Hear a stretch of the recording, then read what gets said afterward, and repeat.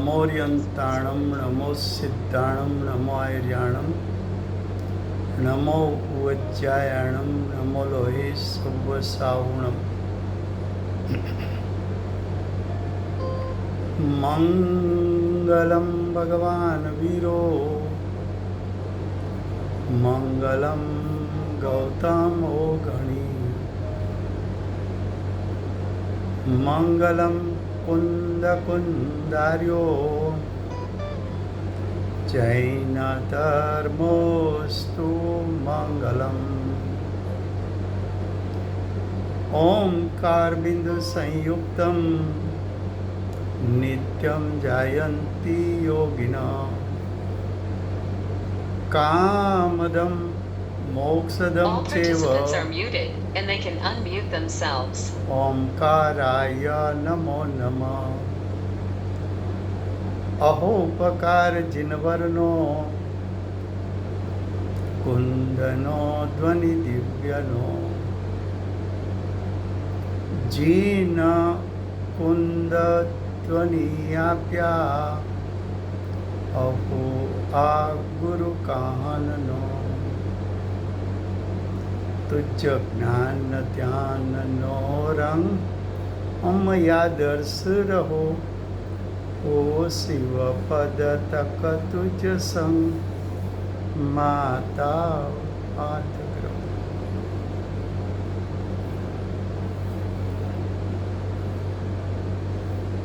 ये समयसार नाम का परम अध्यात्म शास्त्र है। भगवत कुंकुंदाचार्य देव ने मांगलिक करके समयसार को कहने की प्रतिज्ञा की है। समयसार अर्थात ज्ञायक स्वभाव ज्ञान दर्शनमयी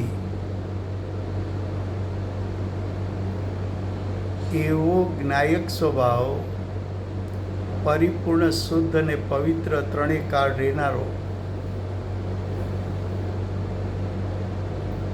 એવું આત્મ સ્વભાવનું સ્વરૂપ એને સમયસાર કહેવામાં આવે છે।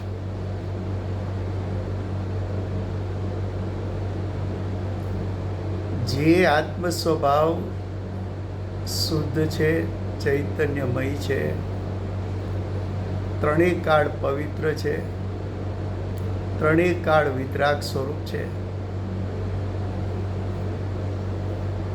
એને આચાર્ય ભગવાન સમયસાર કહે છે। આ શાસ્ત્રમાં સમયસારનું સ્વરૂપ કેમ બતાવ્યું તો કે આવા ત્રિકાળ શુદ્ધાત્મા એનું ધ્યાન કરવાથી એટલે કે એમાં દ્રષ્ટિ અને જ્ઞાન ઉપયોગ એકાગ્ર કરવાથી જીવને સમ્યક દર્શન એટલે મોક્ષ માર્ગ અને એનું ફળ એટલે મોક્ષની પ્રાપ્તિ થાય છે। આવા સમયસાર શાસ્ત્રમાં ચોથો અધિકાર આશ્રવ અધિકાર ચાલે છે। आश्रव अधिकार में पेज 277 पेज 277 277 नंबर पेज श्लोक 119 119 श्लोक उसका हेडिंग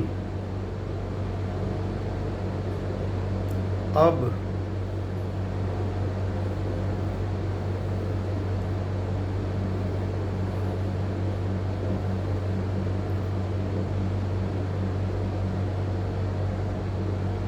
यही अर्थ दृढ़ करने के लिए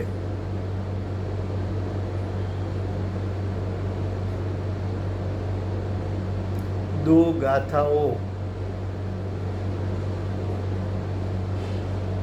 कहेंगे उसकी, यानी दो गाथा की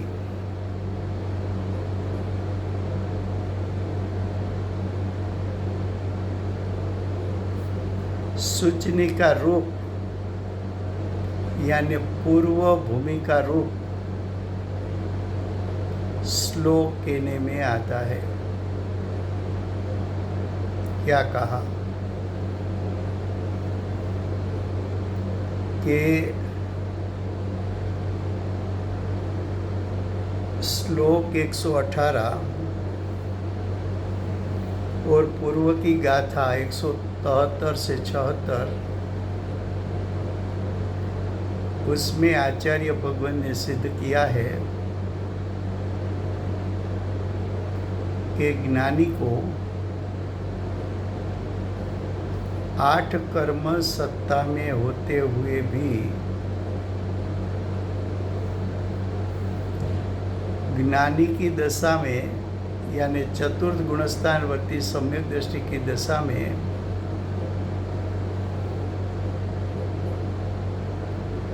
मोह राग द्वेष की उत्पत्ति होती नहीं है। और मोह राग द्वेष की उत्पत्ति नहीं होती है तो नया कर्म का बंध होता नहीं है। इसलिए ज्ञानी नए कर्म का आश्रव यानी नए कर्म का आना यानी नए कर्म का बंध होना सम्यक दृष्टि को होता नहीं। ये हमने पूर्व कहा है। अब यही बात को दृढ़ करने के लिए दो गाथा 177, 178,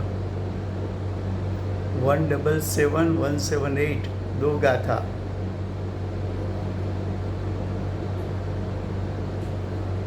उसकी भूमिका दिखाने के लिए अमृत चंद्राचार्य देव ने संसारी जीवों को पर करुणा करके श्लोक 119 लिखा है। फिर से गुजराती में।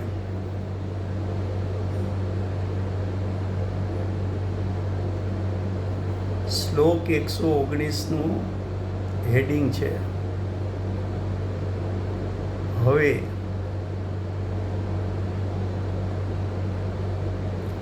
એટલે પૂર્વનો શ્લોક 118 અને પૂર્વની ગાથા 173 થી 176 તેમાં આચાર્ય ભગવંતે જ્ઞાની એટલે સમ્યક દૃષ્ટિ, જ્ઞાની એટલે કે જેની દ્રષ્ટિ જ્ઞાયક પર છે, જેનો ઉપયોગ જ્ઞાયક પર છે, એવા ચતુર્થ ગુણસ્થાનવર્તી સમ્યક દૃષ્ટિને સત્તામાં પડેલા કર્મ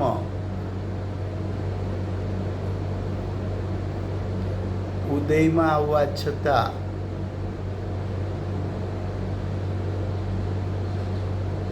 सम्यक दृष्टि मोह राग द्वेष रूपे परिणमतो नथी।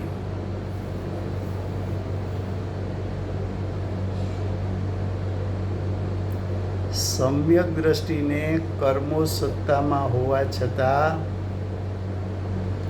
नवा कर्म ने बांधतो नथी। माटे ज्ञानी निराश्रव छे एटले नवा कर्म एमने उत्पन्न थता नथी, नवा कर्म बंधाता नथी। માટે અમે સમ્યક દ્રષ્ટિને નવા કર્મ બંધાતા નહીં હોવાથી અમે એને નિરાશ્રવ કહ્યો છે. આ જ અર્થનું વધારે દૃઢીકરણ કરવા માટે, આ જ ભાવને વધુ દ્રઢ કરવા માટે ભગવત કુંદકુંદાચાર્ય દેવ બે ગાથા 177, 178 કહેવાના છે. ત્યાર પહેલા આ બે ગાથા માટે કરુણાવંત અમૃતચંદ્રાચાર્ય દેવે આ બે ગાથાની પૂર્વ ભૂમિકા સમજાય તે માટે 119 નંબરનો શ્લોકની રચના કરી છે. તો અબ શ્લોક 119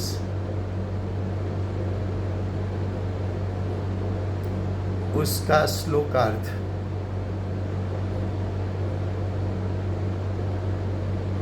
तो कि आगे से सम्यक दृष्टि की बात चली आती है, इसलिए ये श्लोक भी सम्यक दृष्टि की मुख्यता से पढ़ना है. दृष्टि की मुख्यता से पढ़ना है. यहाँ सम्यक दृष्टि का अर्थ है चतुर्थ गुणस्थान वर्ती अविरत सम्यक दृष्टि. अब देखो श्लोकार्थ. कारण के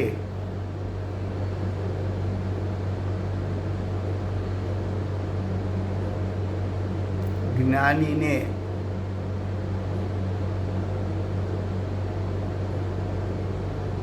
કારણ કેનો અર્થ છે જ્ઞાનીને સત્તામાં કર્મ હોવા છતાં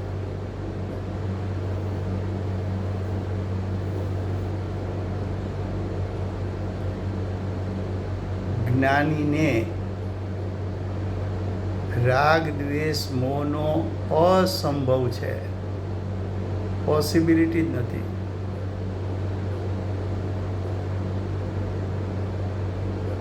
રાગ દ્વેષ મોહનો અર્થ છે સમ્યક દ્રષ્ટિ જીવને મિથ્યાત્વ સહિતના રાગ દ્વેષ નથી. રાગ દ્વેષનું ફળ આકુળતા છે. તો જ્ઞાનીને સમ્યક દ્રષ્ટિને આકુળતા નથી. જે સમ્યક દ્રષ્ટિની દ્રષ્ટિ જ્ઞાયક સ્વભાવ ઉપર સ્થિર થઈ એવા સમ્યક દ્રષ્ટિને તો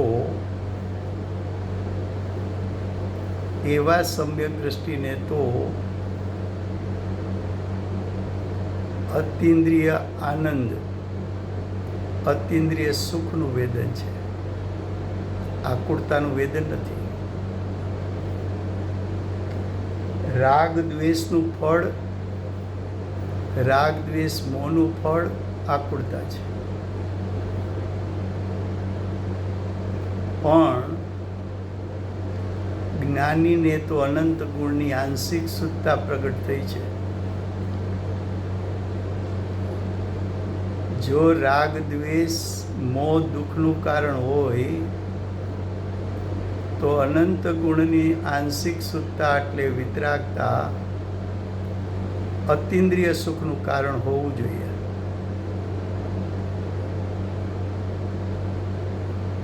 તો કે જ્ઞાનીને રાગ દ્વેષ મોહનો અસંભવ છે એનો અર્થ શું?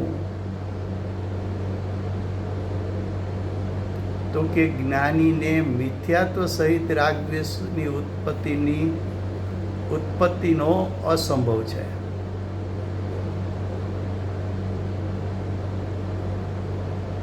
જ્ઞાનીને માત્ર રાગદ્વેષ થશે, પણ રાગદ્વેષ મોહ નહીં થાય. આ રાગદ્વેષ મોહનો અસંભવ છે એ સર્વથા અસંભવ છે એમ નથી કહેવું.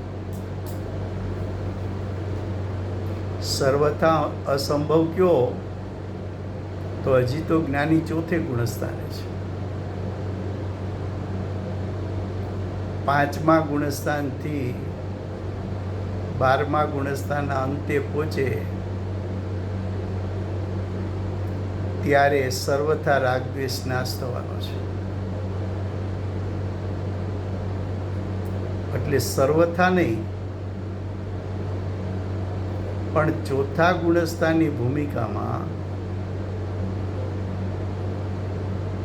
ખાલી રાગદ્વેષ શબ્દ નથી લખ્યો. રાગદ્વેષ મોહ, ખાલી રાગદ્વેષ તો કોને છે તો કે જ્ઞાનીને, પણ રાગદ્વેષ મોહ કોને છે તો કે મિથ્યા દ્રષ્ટિ.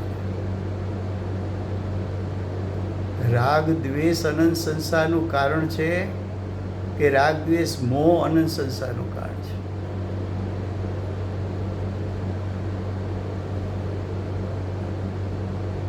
ગુરુદેવ ક્યારેક પ્રવચનમાં સાંભળ્યું હશે, કહેતા હોય છે કે સ્વયંભૂ રમણ સમુદ્ર છે, ત્યાં અસંખ્યાત જીવે એક સમ્યક દ્રષ્ટિ પંચમ ગુણસ્થાનવાળા હોય છે અને અવિરતી સમ્યક દ્રષ્ટિ પણ હોય છે. પાણીમાં રહેતા માછલા સ્વયંભૂ રમણ સમુદ્રમાં અસંખ્યાત સમ્યક દ્રષ્ટિ અને દેશવ્રતિ એટલે 5મું ગુણસ્થાન. સમ્યક દર્શન ચારેય ગતિમાં પ્રગટે. પંચમ ગુણસ્થાન શ્રાવકપણું માત્ર 2 ગતિમાં હોય, મનુષ્ય અને તિર્યંચ. તો સ્વયંભૂ રમણ સમુદ્રમાં અસંખ્ય જીવો છે, તિર્યંચ.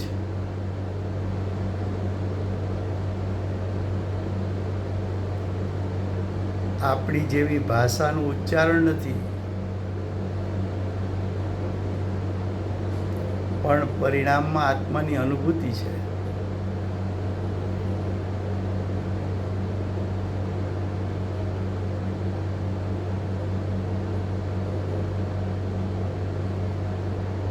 ગુરુદેવના પ્રવચનમાં કોઈ દરજી આવતા હતા,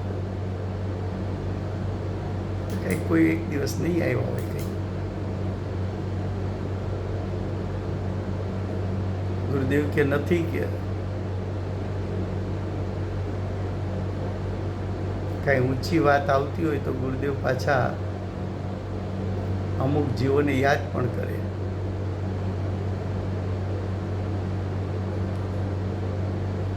ગુરુદેવને એમ થાય કે આવી સમ્યક દર્શન પ્રાપ્તિની વાત ચાલતી હોય, આવી તત્વની વાત ચાલતી હોય અને જીવ વેપાર ધંધા કરવા ચાલ્યા જાય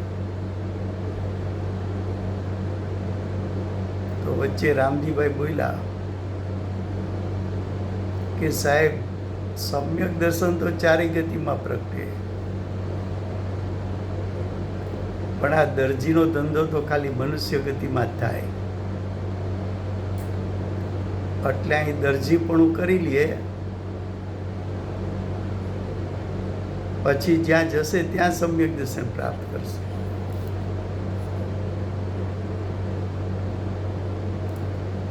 ગુરુદેવ કે પણ ખરા કે આ વાણિયાના હાથમાં આ ધર્મ આવી ગયો. વેપાર ધંધાના પાપના પરિણામમાં પડ્યો છે.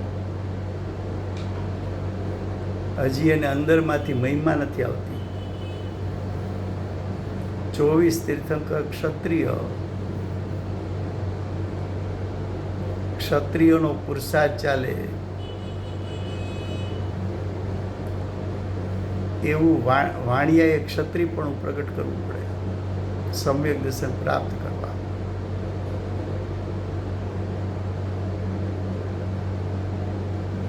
પંચમ ગુણસ્થાન વર્તી સમ્યક દૃષ્ટિ સમુદ્રમાં, સ્વયંભૂ રમણ સમુદ્રમાં. ચોથા ગુણસ્થાનવાળા સમ્યક દૃષ્ટિઓ પણ હોય ત્યાં પણ મોહ રાગ દ્વેષ નથી. દરિયાનું પાણી પીવે, જીવો મરે પણ ખરા સમ્યક દ્રષ્ટિ હોવા છતાં. સમુદ્રનું પાણી પીવે પણ અંદરમાં પરજીવોને મારી નાખવાનો ભાવ નથી.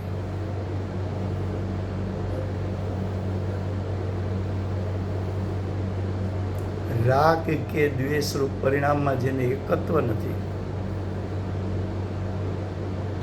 અલ્પ રાગ દ્વેષ થાય પણ અનંત સંસાર થાય એવો રાગ દ્વેષ થાય નહીં. તો અહીંયા કયા રાગ દ્વેષ મોહનો અસંભવ છે? તો કે જેનાથી અનંત સંસાર ઉત્પન્ન થાય એવા રાગ દ્વેષ મોહનો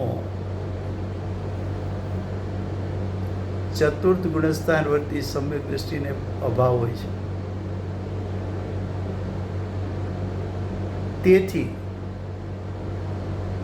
તેથી એટલે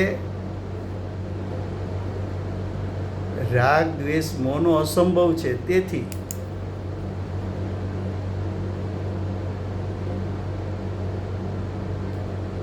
રાગ દ્વેષનો અસંભવ છે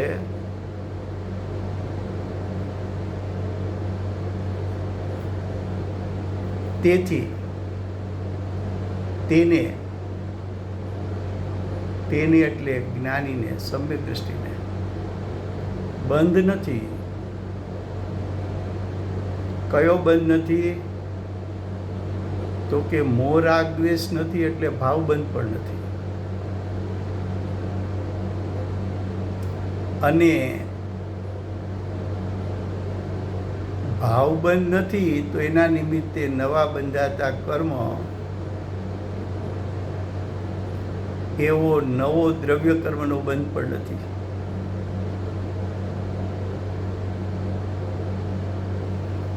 સિદ્ધ તો એમ કરવું છે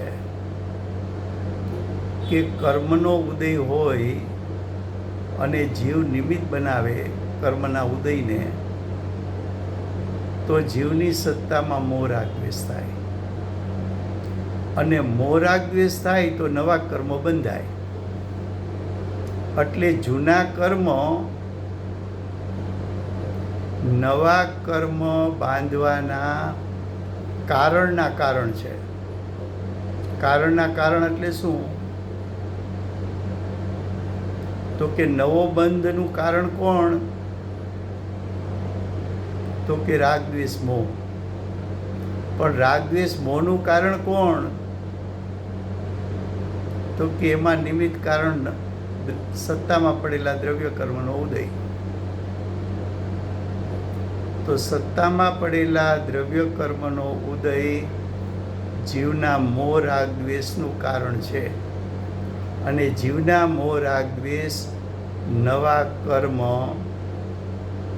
બાંધવાનું કારણ છે. માટે કારણનું કારણ કહ્યું. કારણ કે જ્ઞાનીને રાગ દ્વેષ મોહનો અસંભવ છે.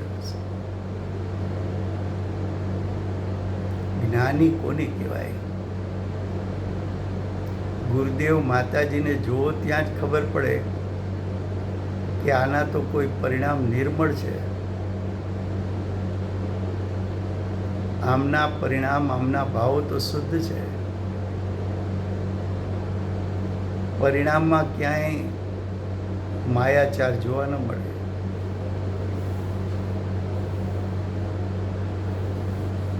જેવું છે એવું વર્ણન કરે,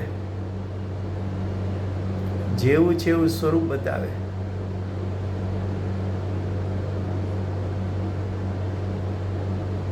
તો કે છે કે તેને તમે એ જરા પાછું સમજાવશો? જે કારણ તમે કીધું એ જરા પાછું જરા સ્લોલી અને ધીરેથી જરા સમજાવશો? Thank you. ચોક્કસ.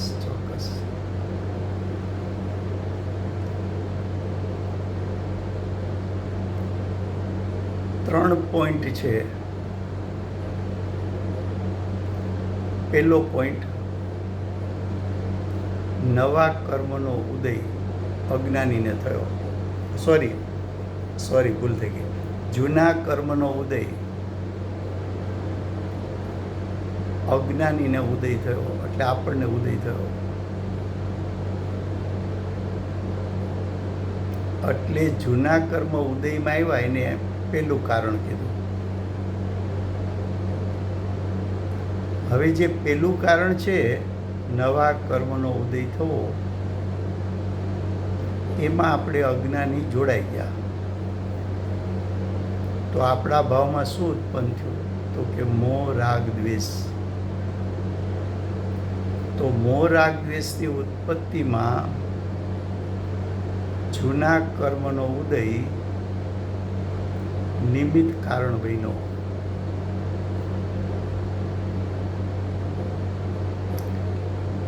એક સ્ટેપ પેલું આ. હવે બીજું સ્ટેપ, જીવમાં મોહ રાગ દ્વેષ થયા, એના નિમિત્તે નવા કર્મ બંધાણા. તો નવા કર્મનું કારણ કોણ થયું? તો કે જીવના મોહ રાગ દ્વેષ.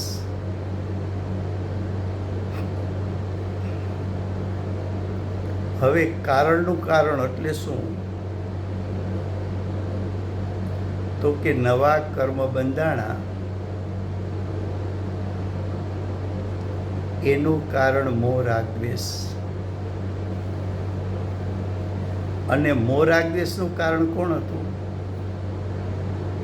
જૂના કર્મનો ઉદય.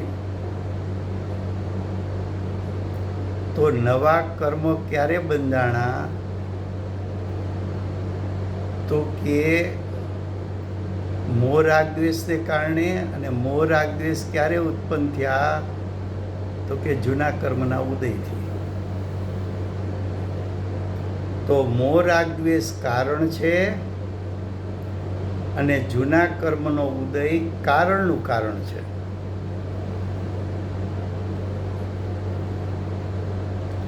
ખ્યાલ આવ્યો વિજયભાઈ? થેન્ક યુ વેરી મચ ભાઈ. Thank you. એટલે આપણે બધા સ્ટેપ જુદા પાડી દીધા પહેલા.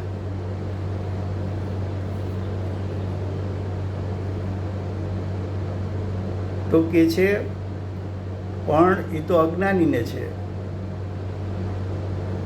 જ્ઞાનીને, તો કે જ્ઞાનીને જૂના કર્મના ઉદયમાં જોડાતા જ નથી. એટલે જૂના કર્મ એને કારણ બન્યા જ નહીં, નિમિત્ત થયા જ નહીં. અને માટે જ્ઞાનીની દશામાં રાગ દ્વેષ મોહ ઉત્પન્ન થયો જ નહીં. રાગ દ્વેષ ઉત્પન્ન ન થયો તો નવું કર્મ પણ બંધાણું નહીં.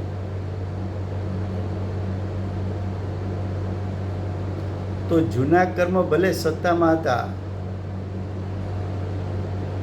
પણ જીવ ઉદય કાળે જીવ એમાં જોડાતો નથી. એટલે સત્તામાં પડેલા, સત્તામાં હોય કે ઉદયમાં આવે, પણ જીવ એને નિમિત્ત બનાવતો નથી. જ્ઞાની જીવ એને નિમિત્ત બનાવતો નથી. તો જ્ઞાનીના ભાવમાં રાગ દ્વેષ મોહ ઉત્પન્ન થતો.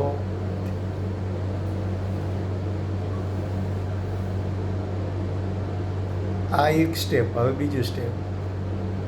હવે જ્ઞાનીને જ મોહ રાગ દ્વેષ ઉત્પન્ન નથી થયા, તો કર્મણ વર્ગનાનું નિમિત્ત બનીને નવા કર્મ ઉત્પન્ન થવાના નથી. નવા કર્મનો આશ્રવ એટલે નવા કર્મનું આવવું થવાનું જ નથી. તો નવા દ્રવ્ય કર્મ નહીં આવે.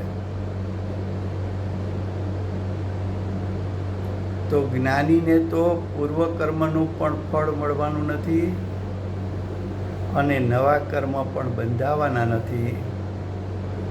માટે જ્ઞાની એને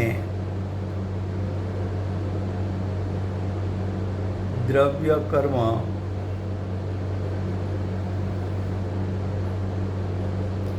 થી રહિત જ્ઞાની છે, નિરાશ્રવ છે.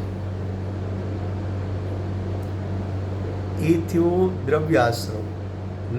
જૂના કે નવા કર્મ એ તો પૂતગલના પરિણામ છે. જૂના કર્મમાં જોડાતા નથી, માટે ફળ આપતા નથી. નવા કર્મ બંધાતા નથી, એ પણ પૂતગલનું કાર્ય છે. એ બધાને દ્રવ્ય આશ્રવ કહેવાય. આપણે પહેલાં શરૂઆતમાં કહ્યું હતું કે સત્તામાં પડેલા કર્મને પણ દ્રવ્ય આશ્રવ કહેવાય, ઉદયમાં આવતા કર્મને દ્રવ્ય આશ્રવ કહેવાય, નવા બંધાતા કર્મને પણ દ્રવ્ય આશ્રવ કહેવાય. એવો વિષય આપણે પહેલાં લીધેલો. હવે જ્ઞાનીના પરિણામમાં રાગ દ્વેષ મોહ ઉત્પન્ન થતા નથી. એટલે જ્ઞાનીને રાગ દ્વેષ મોહ ઉત્પન્ન થતા નથી, એટલે જ્ઞાનીને ભાવ આશ્રવ પણ નથી. શું નથી જ્ઞાનીને? તો કે ભાવ આશ્રવ પણ નથી. All participants are muted and they can unmute themselves. તો જ્ઞાનીને દ્રવ્યાશ્રવનો પણ અભાવ, भाव आश्रव नो पण अभाव.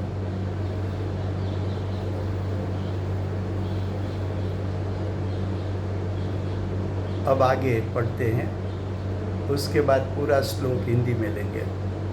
जो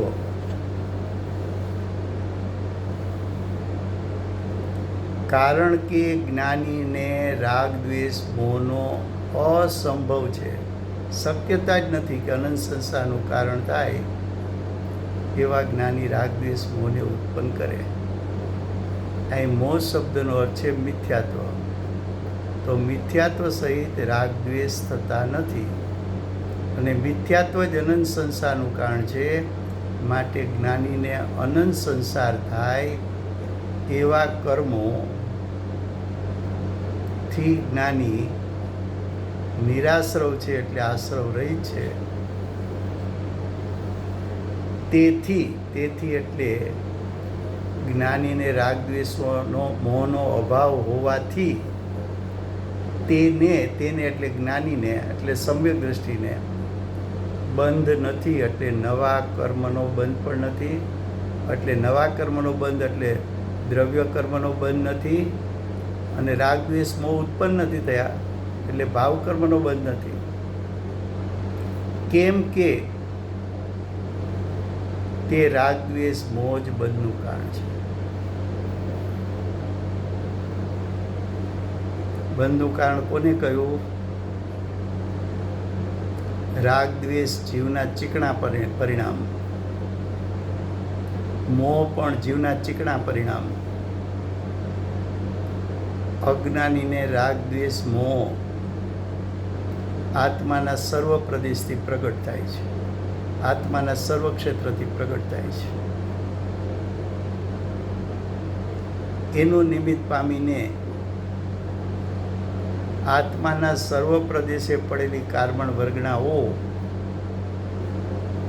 કર્મ રૂપે પરિણમીને આત્માના પ્રદેશે ચોટે તો બંધ થાય છે. ચોટે છે શું કામ? કે જીવે પોતાના સર્વ ક્ષેત્રથી ચિકાસવાળા પરિણામ એટલે રાગદ્વેષ મોહ ઉત્પન્ન કર્યા છે. માટે આવેલા કર્મો આત્માના ક્ષેત્રે આવીને ચીપકીને ત્યાં રોકાઈ જાય છે. એને બંધ થતો કહેવામાં આવે છે. કર્મો ચીપકવા એ દ્રવ્ય બંધ, રાગ દ્વેષ મોહ થવા ભાવ બંધ. તેથી હવે કે છે તે રાગ દ્વેષ મોહ જ બંધનું કારણ છે. હવે આ શ્લોક પાછો हिंदीમાં हेडिंग में लिखा है कि अब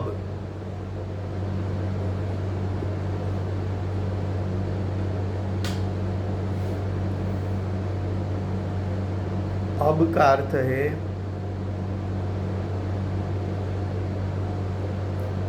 कि आचार्य भगवान ने पूर्व श्लोक में, पूर्व गाथाओं में सम्यक दृष्टि निराश्रव छे, निराश्रव है ऐसा सिद्ध किया था. ऐसा सिद्ध किया, वो बात को आगे क्या लिखा है, यही अर्थ यानी उपरोक्त श्लोक, उपरोक्त गाथा 173 से 76, श्लोक 118 में जो अर्थ बताया था कि ज्ञानी निराश्रव है, ज्ञानी निराश्रव है, वही बात को दृढ़ करने वाली दो गाथा, वो दो गाथा कहेंगे कुंकुंदाचार्य देव, 177, 178. लेकिन ये दो गाथा में क्या कहने वाले हैं कुंकुंदाचार्य देव, उसकी पूर्व भूमिका के लिए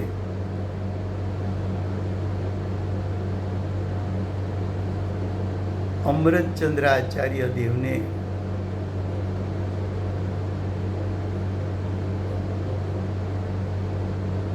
करुणा करके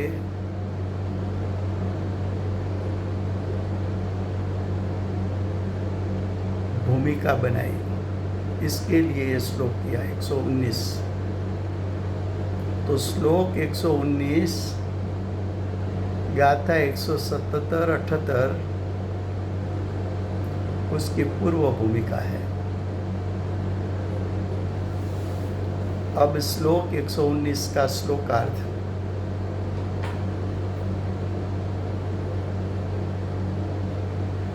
क्योंकि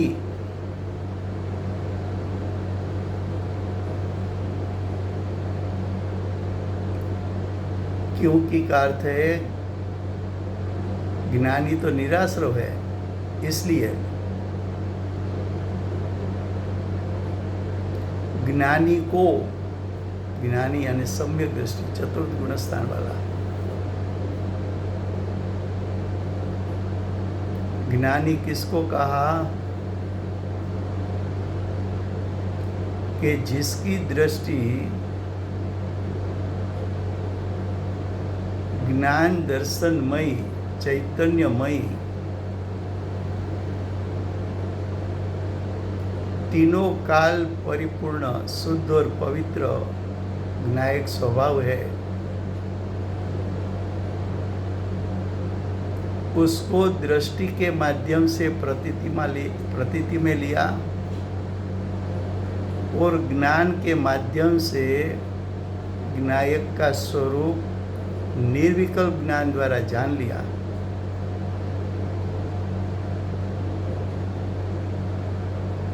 दृष्टि ने ज्ञायक का शक्ति रूप सामर्थ्य कितना है उसका एहसास किया।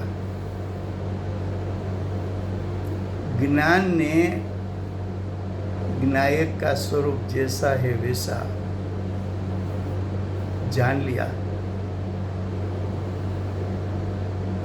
उसको ज्ञानी कहते हैं। सम्यक दृष्टि कहते हैं। सम्यक दर्शन तो चारों गति में है, चाहे तिर्यंच हो, चाहे नारकी हो, चाहे मनुष्य हो, चाहे देव हो।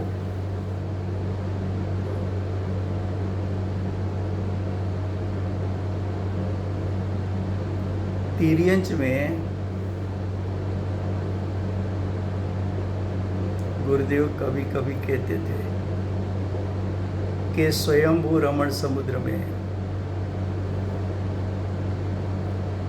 माछली आदि तिर्यंच के जीव असंख्य है। 4 योजन की मछली हो लंबी, 1 योजन यानी 4000 गांव,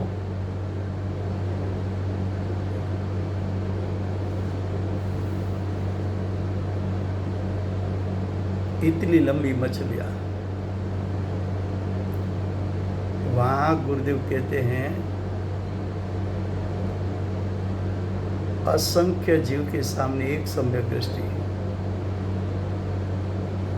ऐसे असंख्यात सम्यक दृष्टि आ स्वयंभू रमण समुद्र में तिर्यंच में है। श्रेणिक राजा का जीव नरक गति में सम्यक दृष्टि है, क्षायिक सम्यक दृष्टि है।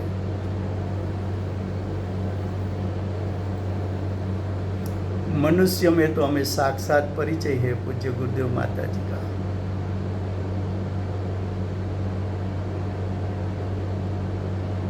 यहाँ के जीव देवगति में गए,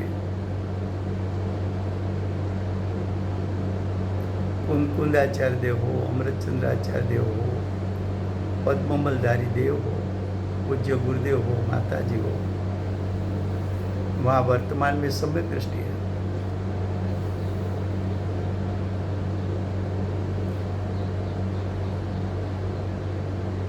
ऐसे सम्यक दृष्टि कोई भी गति में हो निराश्रव है, उसका एक भी भाव अनंत संसार का कारण नहीं बनता।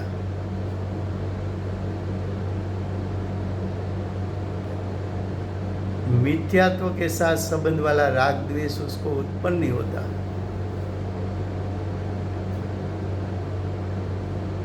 कहते हैं ज्ञानी को, आत्मा के अनुभवी को अतीन्द्रिय ज्ञान, अतीन्द्रिय सुख का आस्वाद लेने वाले जीव को, जो मोक्ष मार्ग में खड़े हैं ऐसे ज्ञानी को राग द्वेष मोह का असंभव है।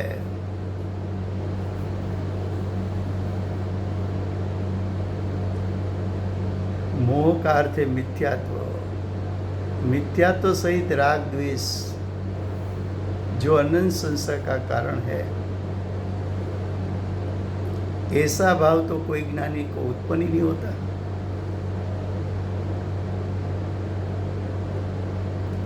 मोह राग द्वेष का फल तो आकुलता है।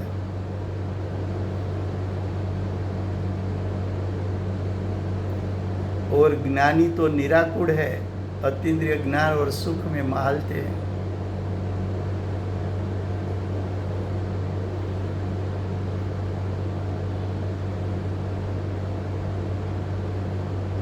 राग द्वेष मोह का असंभव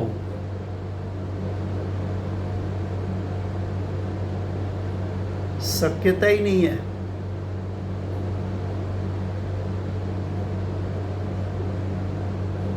मायाचार रहित परिणाम साक्षात गुरुदेव माता जी को तो हम सब ने देखा है, या तो सुना भी है, शायद किसने न देखा हो तो सुना होगा।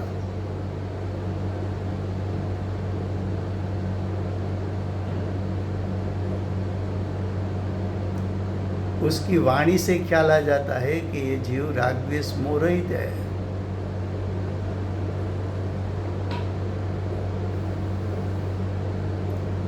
असंभव है, शक्यता ही नहीं है।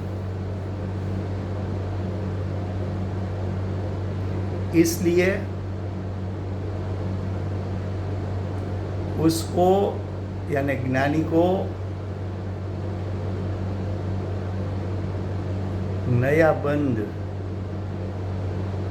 अनंत संसार का कारण बने ऐसा नया बंध नहीं। नया बंध क्यों नहीं है? तो कि राग द्वेष मोह का कारण तो सत्ता में पड़े हुए कर्म का उदय उसमें निमित्त है। सत्ता में पड़े हुए कर्म का उदय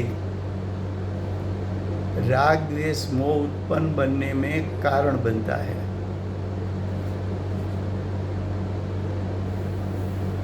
लेकिन ज्ञानी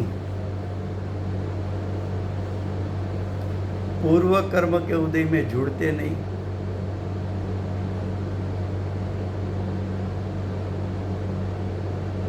सर्वथा नहीं जुड़ते ऐसा नहीं कहना है। ज्ञानी को राग द्वेष है ही नहीं ऐसा नहीं कहना है। ऐसा कहना है कि अनंत संसार का कारण बने ऐसे कर्म के उदय में जुड़ते नहीं। वो बात को सर्वथा कहो, उसमें बाधा नहीं। लेकिन अस्थिरता के दोष में ज्ञानी को राग द्वेष होता है, लेकिन मोह मिथ्यात्व उत्पन्न नहीं होता। मिथ्यात्व ही अनंत संसार का कारण है। तो कर्म सत्ता में पड़े हैं, लेकिन अनंत संसार का कारण बने ऐसा उदय नहीं। इसलिए ज्ञानी निराश्रव राग द्वेष मोह की उत्पत्ति का कारण पूर्व कर्म और राग द्वेष मोह किसका कारण बनेगा? तो कि नया कर्म के बंध का।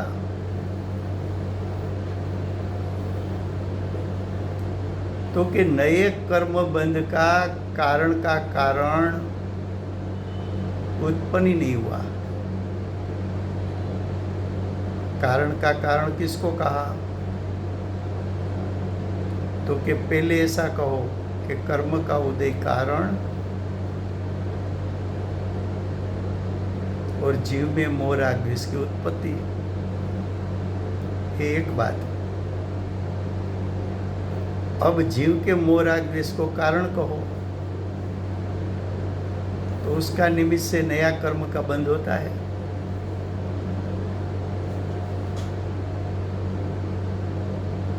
उससे बंद होता है।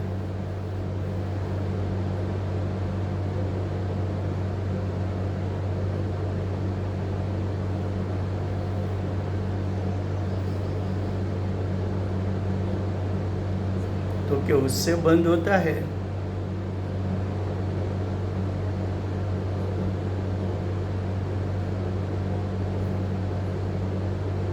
तो नए कर्म का बंध का कारण राग द्वेष मोह और राग द्वेष मोह का कारण पूर्व कर्म का उदय। लेकिन पूर्व कर्म का उदय में ज्ञानी जुड़े नहीं, इसलिए तो वो उदय नहीं कहलाएगा, वो कर्म की निजरा है,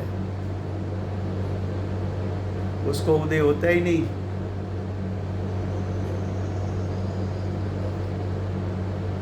तो उसको मोह राग द्वेष की उत्पत्ति होती नहीं, और मोह राग द्वेष की उत्पत्ति होती नहीं, इसलिए नया कर्म का आश्रव, नया कर्म का आना होता नहीं। नया कर्म का आना द्रव्य आश्रव, और जीव में मोह राग द्वेष की उत्पत्ति होना भावाश्रव। लेकिन ज्ञानी को भावाश्रव ही नहीं है। तो भावाश्रव जिसका निमित्त है, ऐसा द्रव्य कर्म, नया द्रव्य कर्म, तो कि भावाश्रव ही नहीं है उत्पन्न हुआ, तो उसका निमित्तपणा ही नहीं है, तो नया कर्म, द्रव्य कर्म का बंध भी होगा।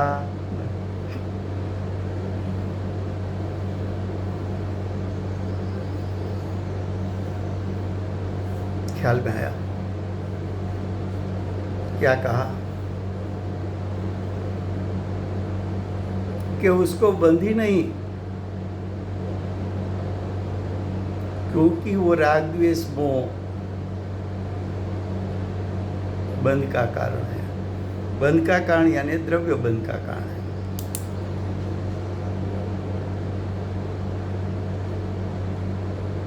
द्रव्य बंध कहो, उसको द्रव्य आश्रव कहो। बंध नहीं है, उसका अर्थ ज्ञानी निराश्रव है। राग द्वेष मोह को भाव बंध कहा, लेकिन ज्ञानी को ये भाव तो उत्पन्न होता नहीं। देखो, स्वयंभू रमण समुद्र में मछलियां सम्यक दृष्टि, दूसरे असंख्य जीव सम्यक दृष्टि समुद्र में, तिर्यंच गति। ऐसे तिर्यंचों को भी अनंत संसार का कारण बने, ऐसा राग द्वेष मोह का अभाव है। उसको राग द्वेष मोह की ऐसी उत्पत्ति होती नहीं है।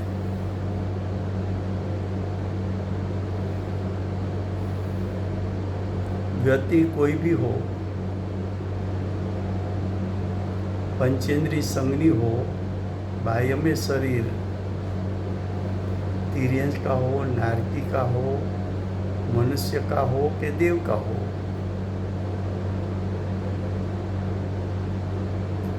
वो गति के कारण या शरीर के कारण नया कर्म बंद नहीं होता।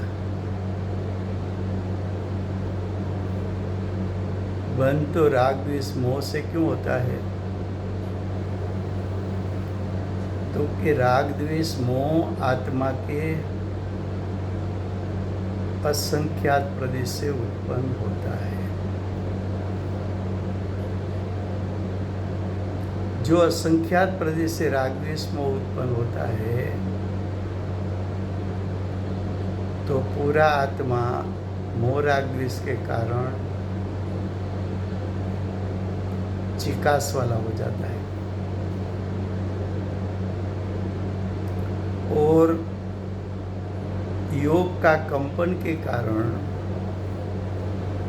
आत्मा के प्रदेश पर रही कार्मण वर्गना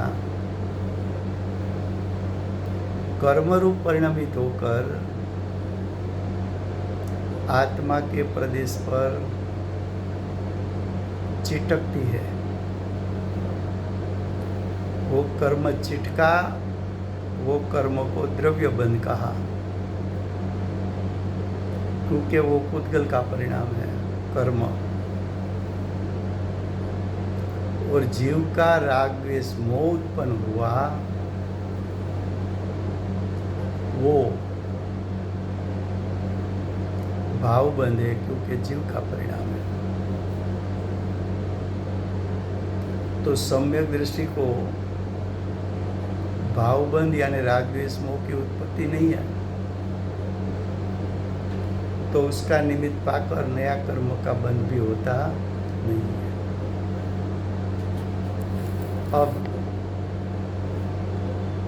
गाथा 177, 178। अब ये अर्थ के समर्थन में यानी पूर्व के श्लोक के समर्थन में और पूर्व के 2 श्लोक 118-19 और गाथा 173 से 76 उसके समर्थन में 2 गाथाओं भगवत कुनकुंदाचार्य देव कहते हैं। 2 गाथा हम हरिगीत गाएंगे, उसका अर्थ मंडे से शुरू करेंगे। नहीं राग द्वेष न मोह आश्रवनति सुदृष्टिने તેથી જયાશ્રવ ભાવ વીણ નહીં પ્રત્યયો હેતુ બને હેતુ ચતુર્વિધ અષ્ટવિધ મોતણા કારણ કયા તેનાયરા ગાદિક કયા રાગાદિ નહીં ત્યાં બંધના।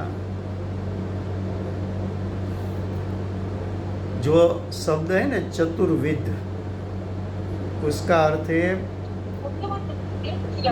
मिथ्यात्व, अविरति, कसाय અને योग। ये सब अर्थ मंडे हम करेंगे, समय हुआ है। वर्तमान 24 आखिरी तीर्थंकर बाल ब्रह्मचारी महावीर भगवान नो जय। महाविद्य क्षेत्रे बिराजता प्रथम तीर्थंकर धर्म धुरंधर अनंत चतुष्टयना धारक दिव्य ध्वनिना दातार शासन उपकारी सीमाમાં રહેનાર સિમંદર ભગવાનનો જય।